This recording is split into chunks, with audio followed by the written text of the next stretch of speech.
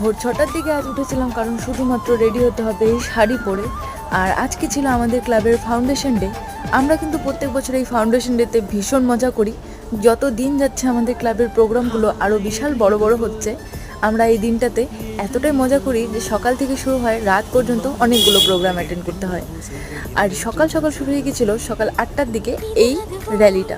এই র্যালির মধ্যে অনেক কিছু প্রোগ্রাম ছিল, যেমন শুরুতেই ছিল আগমনী নাচ, তারপরে ছিল একটা ক্লাসিক্যাল ডান্স, দেন তারপরে আমরা ছিলাম পেছন দিকটায়।